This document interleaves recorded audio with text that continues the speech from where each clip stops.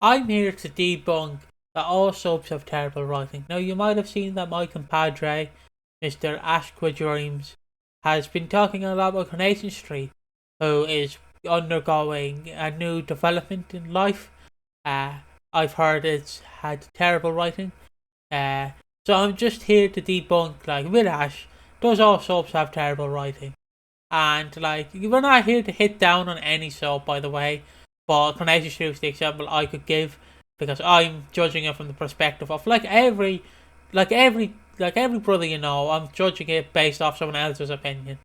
So yeah, that is my stance.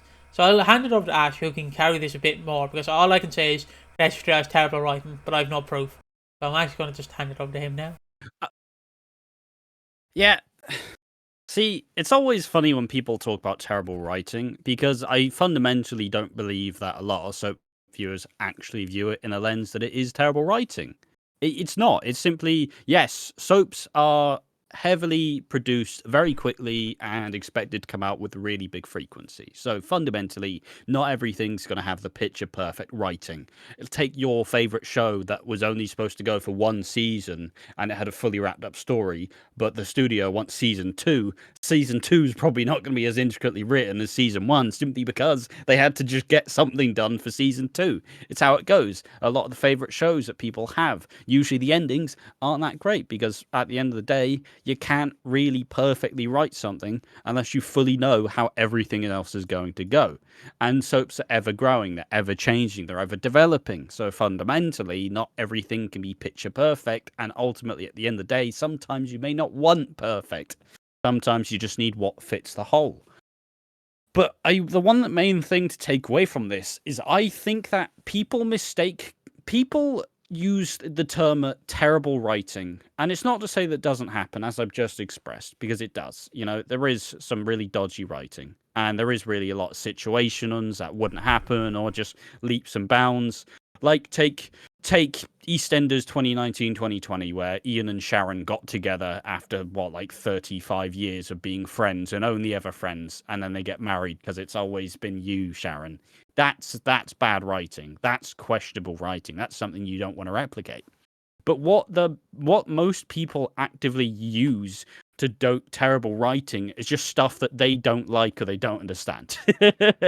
Because you see it so much. You see so many people complain about stuff that they think is bad writing, but it's usually something they've misunderstood or aren't giving a chance. Like, you see so many people will talk about, let's say, the new Mitchells and EastEnders, and they'll all say, oh, it's terrible writing, it's terrible acting, it's just awful. And it's like, yeah, but you pit someone who they like more, and they'll just simply happily accept it because it's a character they like. That's not them viewing terrible writing. But then even then, so you ask people a lot of people who discuss soaps and talk about soaps, they take it in very knee-jerk level. Not many people are actually reading into it and analyzing stuff. They're taking it in as, wow, who's your least favorite character? It's Jean, because this week she's been really mean to Harvey. It's never like the bigger picture usually. It's never usually the bigger picture unless, they are actually been here for a long time and they like to watch it differently. But fundamentally, a lot of people just interact with it in such a knee-jerk level that what they view as terrible writing is usually just them not liking the direction. But that's not necessarily terrible writing. It's not people aren't running out of stories to tell. It's like they forgot. And it's also, it comes into the line where people say, oh, have they just forgotten about this little plot point that was established months ago, that they've not readdressed? Did they just forget about the whole thing? And it's such an inane, stupid take. Oh yeah, I bet the writers bloody forgot about this. No, it's been intentionally left out, boys. It's been intentionally left out by choice. Because early on, if you want to foreshadow stuff, you establish it early, you come back round to it, and then you reveal it again. Boom. Then it feels like it's grown from where it started to where it is. And it's also, it comes from a lot of people where they do just say, they forget a key piece of information, and then they go, oh, they just fucking forget about developing this character. And then someone goes in the comments, this happened last week. Oh, I must have missed it, my bad. It's like, well, yeah, that's the fucking problem. Because instead of actually viewing it from the lens of it being You say it's terrible writing, you just fucking forgot about it, or you just don't like the direction. And this doesn't discredit anybody who says all like soaps of terrible writing, because it's a different but it's a different medium. You can't view a soap in the same lens that you view like an 8-episode TV show, because as you said before, an 8-episode TV show is fully written, constructed, greenlit, and worked on as it's to be as it is played out. Like, it's all structured and all ready to go, and you fill all of that 8 hours of time with everything you need, intricately planning it. Soaps don't have that virtue. They don't have that time. They don't have that allowance. They just it's a completely different medium. And yeah, I just people just misunderstand. People just misunderstand. But it's become one of my biggest pet peeves. I absolutely despise it when people say about terrible writing. Because even if you try to take a slightly higher perspective, if you try and take a slightly more positive spin on it, no one gives a fuck. At the end of the day, because that's how we work as a society. You take the most outlandish, hateful comment, and it's like, yeah, this is really interesting. But if someone just says, maybe we should stop being so rude, maybe we should stop being so negative about this, you're all applauded for gatekeeping and taking the piss. You can't keep everybody happy. Everybody's going to have different ideas of what they think, and you have people who chronically critique the acting, but saying it's not believable, but they're also not buying in. But it's not because of the acting; it's because they don't really like what the show's putting out there, so they don't necessarily give it a chance. It's just the infinite cycle of critique, rhetoric, and people just wanting to complain. And alternatively, it is very easy to fall into the hate. Piggy mentioned Coronation Street at the start. It's too easy. Look, when a soap's in a bad place, it's so easy to just keep hitting down. It's like, fucking drink some of that. Yeah. Does it make you feel good that the show's shit? Yeah, fuck that cunt. Oh, I said the bad word. It's stayed in. Yeah. It's fine. Yeah. So it's like, yeah, fuck that terrible show. And it is so easy to get wrapped up in all the negativity. I'm fallen victim to it myself. Remember when we were doing EastEnders subreddit content every week, and for a good month in there, it was just like, oh, what's Reddit got to say this time? Oh, what they're saying? That fucking idiots. What are they even saying? And then even Coronation Street, I do love Coronation Street, but they've had pretty boring, uninspired weeks of episodes, and it is gradually getting better, but still, it's so easy to fall back into that trap of being like, what's positive about Coronation Street? Yeah, well, it's because it's only on 3 times a week, so I can fucking finish it now. It's a self-fulfilling prophecy in some ways. It's a very hard thing to get away from. It can also be very easy to just get wrapped up in the hatred. And sometimes you just can't see, you just can't you want to come up for air, but you just don't see any, so you just keep frantically going till someone pulls you out. Yeah, I just very quickly, I'm checking something, so I'm like, am I installing something? Just continue there for a second. But and it's also not to this isn't a video to call out everybody who does consistently say that it's terrible writing. I don't think it comes. I think it comes from an earnest place of actual criticism. I do think people do genuinely believe that it is terrible writing, but I just don't. I think they're putting it into the wrong place.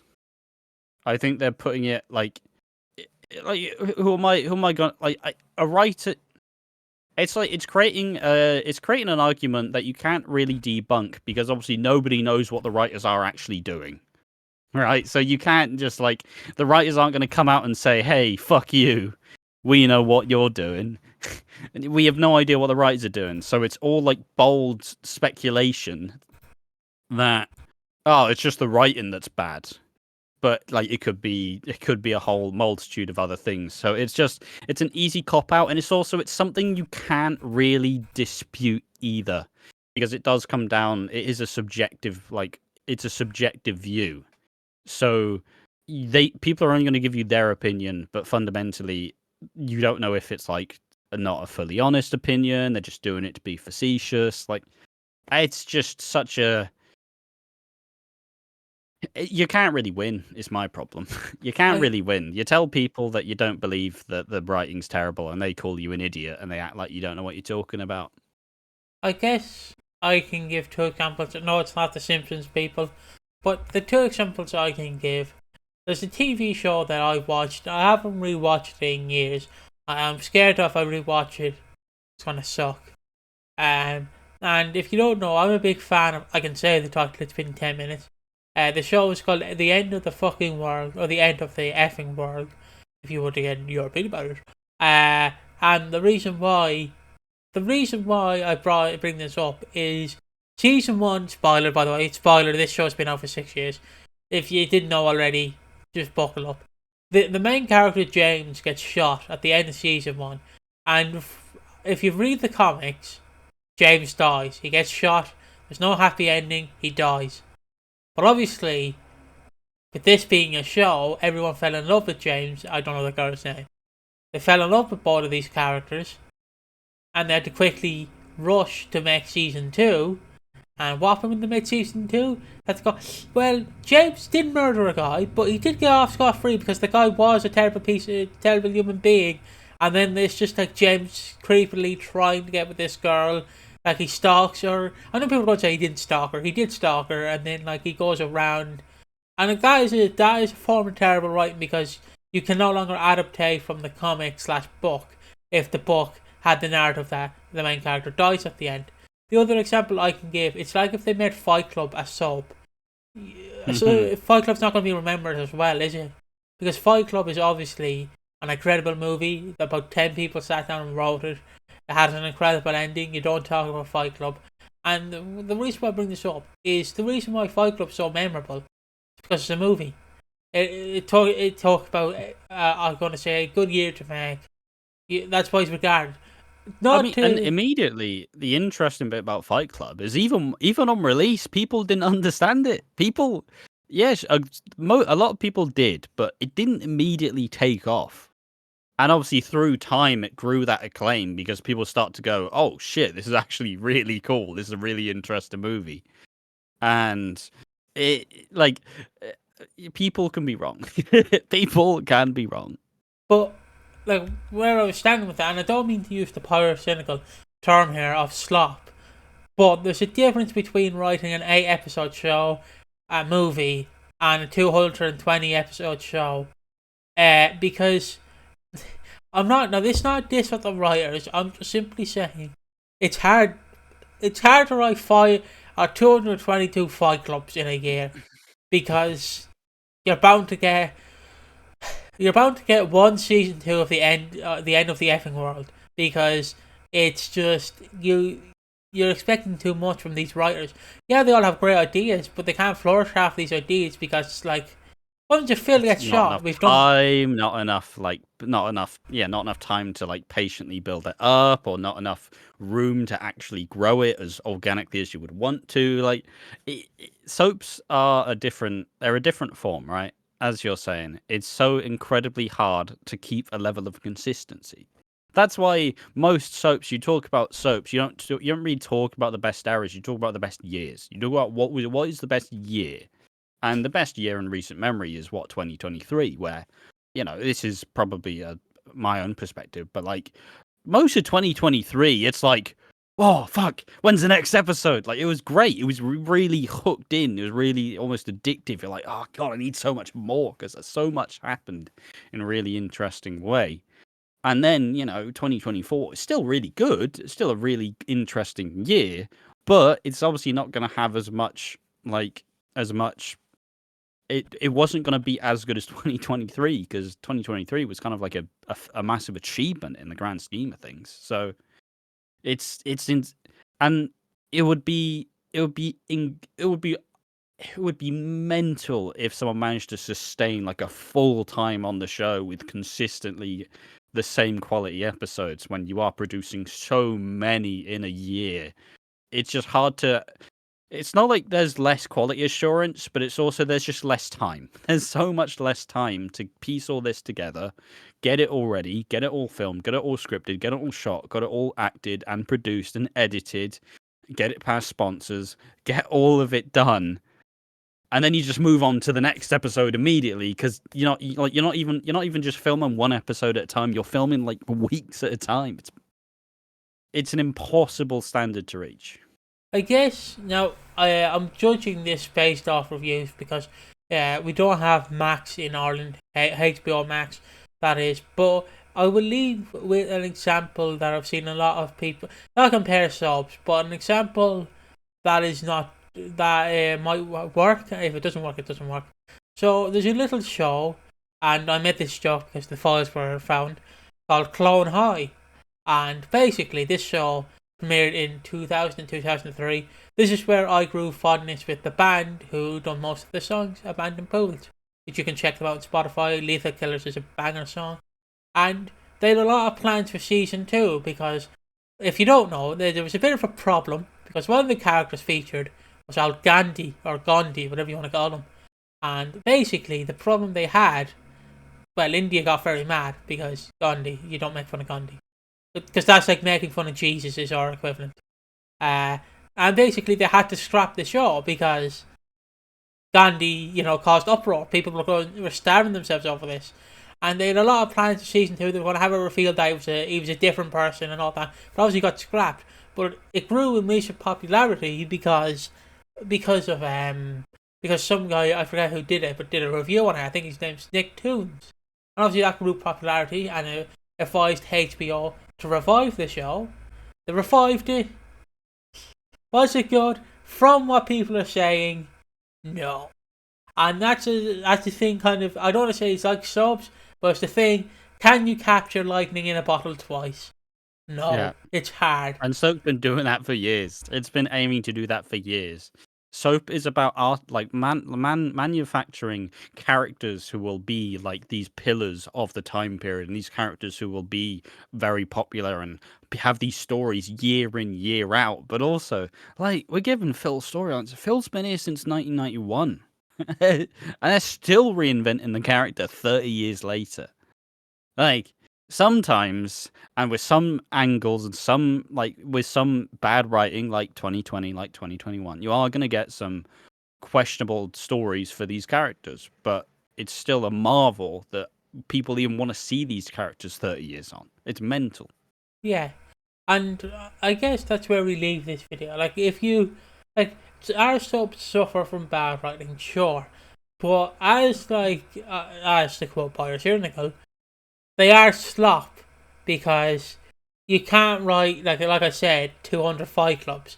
You're bound to get, like, Fight Club 2. I know it never happened, but like a cheap sequel. You're bound to get a few cheap sequels, and there's an American Psycho 2. There we go.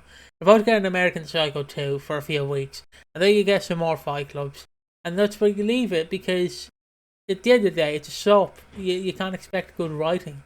And if you like our opinions, let us know down below. We will see you in the next one. Don't forget to like, share, and comment. Like I said, we'll see you in the next one. Bye bye. Bye bye.